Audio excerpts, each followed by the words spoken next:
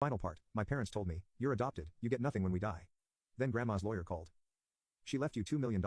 And a letter about your parents' lies. I drove to their house with a smile. Everyone suddenly paid attention. Logan put down his phone. Ashley looked up from her Instagram. Susan sat down quickly, smoothing her hair. Well, my father said, forcing a smile. I guess it's time to sort out mom's affairs. I appreciate you coming all the way out here. Actually, Margaret said, I'm here for Austin. The room went quiet. I don't understand, Susan said slowly. Margaret opened her briefcase and pulled out a folder. I'm here to inform Austin about his inheritance from Eleanor Caldwell's estate. His inheritance. My father's voice cracked slightly. There must be some mistake. Austin isn't, he wasn't really. Not Mr. Caldwell. Margaret's voice was ice cold. He's adopted. Susan said quickly, Eleanor wasn't his real grandmother. She had no obligation to leave him anything. Margaret turned to me. Austin, would you like to tell them what you learned yesterday, or shall I? I stood up, pulling out the letter. I learned that I'm not adopted. I learned that Jennifer Caldwell was my mother, and she died when I was 2.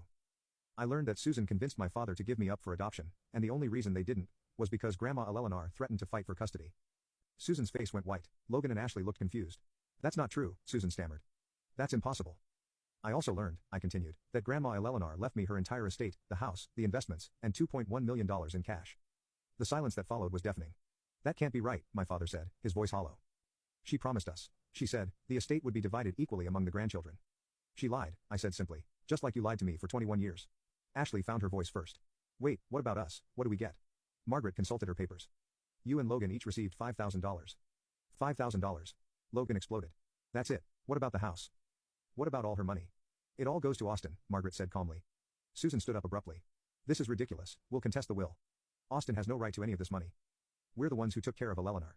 We're the ones who visited her, who helped her when she was sick. Actually, Margaret said, Mrs. Caldwell documented quite extensively that you prevented Austin from visiting her. She also documented that your visits usually involved asking for money. You can contest the will if you like, she continued. But I should warn you that Mrs. Caldwell anticipated that possibility. The will is ironclad, witnessed by multiple parties, and she was evaluated by 2 separate psychiatrists, who confirmed her mental competency. A contest would be expensive and futile. My father slumped back in his chair. Austin, you have to understand. We never meant for things to go this way. Didn't you? My father asked. Because from where I'm sitting, it looks like you got exactly what you wanted. You got rid of the inconvenient reminder of your first wife. You got to play happy family with your new kids. The only thing you didn't count on was Grandma Eleanor seeing through your act. We raised you, Susan said desperately. We fed you, clothed you, gave you a roof over your head. Doesn't that count for something? You did the bare minimum required by law, I replied. And you made sure I knew every single day that I was unwanted. I looked around the room at these people who had shaped my entire childhood, who had made me feel worthless and unwanted, who had convinced me that I was lucky they tolerated my existence.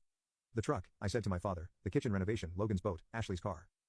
How much did you spend thinking you'd inherit Grandma's money? My father couldn't meet my eyes.